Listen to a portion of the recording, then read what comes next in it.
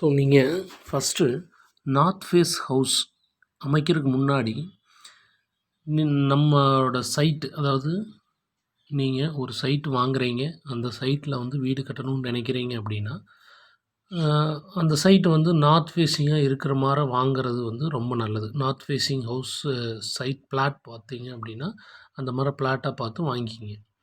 So இந்த மாரி சைட்டில் வந்து ஃபஸ்ட்டு நம்ம வாஸ்து கன்சல்ட் பண்ணிவிட்டு வீட்டை ஆரம்பிக்கிறது நல்லது.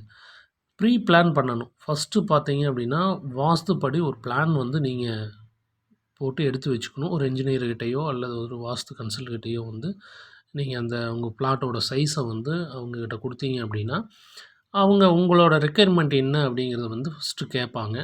ஸோ அதுக்கு வந்து உங்களோட என்னென்ன தேவைகள், ரூம் சைஸ் என்ன வேணும், ரூம் சைஸோ என்னென்ன ரூம் வேணும் அப்படிங்கிறத வந்து நீங்கள் அவங்ககிட்ட சொல்லுங்கள். பெட்ரூம் எவ்வளவு, கிச்சன் எவ்வளவு, என்னென்ன வேணும், என்ன ரெக்யர்மெண்ட் வேணும், போர்டிகோ சைஸு, அதே மாதிரி ஸ்டேர்கேஸு, டைனிங், கிச்சன், ஹால் இதெல்லாம் வந்து எவ்வளவு தேவை, எவ்வளோ நம்பர்ஸ் தேவை அப்படிங்கிறதெல்லாம் வந்து நம்ம அவங்ககிட்ட கன்சல்ட் பண்ணிவிட்டு, அதுக்கப்புறம் வந்து நீங்கள் இந்த வாஸ்து ட்ராயிங்கை கொடுங்க அப்படின்னு சொல்லி அவங்ககிட்ட கேட்குறபோது, அவங்க ஒரு ப்ரீ பிளான் ஒன்று பண்ணி கொடுப்பாங்க.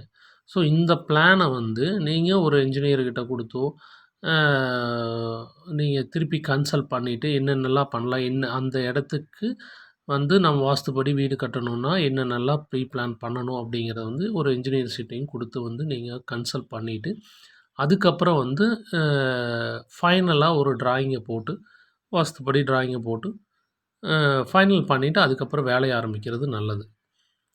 ஏன் அப்படின்னா, நார்த் ஃபேஸிங் ஹவுஸை பொறுத்தளவுக்கு வந்து குபேரன் மூலை. ஸோ வியாபார ரீதியாக தொழில் நடத்துபவர்களெல்லாம் பார்த்தீங்க அப்படின்னா, டுவர்ட்ஸ் நார்த் ஃபேஸ் பிளாட் வந்து அதிகமாக வச்சுருப்பாங்க. ஏன் அப்படின்னா, வடக்கு திசை பொறுத்தளவுக்கு வந்து குபேரனோட ஆதிக்கம் செலுத்துகிற திசை. ஸோ இதனால் பண வரவுகள் வந்து அதிகமாக உண்டாகக்கூடிய திசை இந்த நார்த் ஃபேஸ் திசை. அதனால் நீங்கள் ஒரு ப்ரீ பிளான் பண்ணுறக்கு முன்னாடி, ஒரு வாஸ்து பிளான் பண்ணுறக்கு முன்னாடி, அந்த பிளாட் வந்து நார்த் ஃபேஸாக இருக்கிற மாரி பர்ச்சேஸ் பண்ணுறது வந்து நல்லது. Thank you.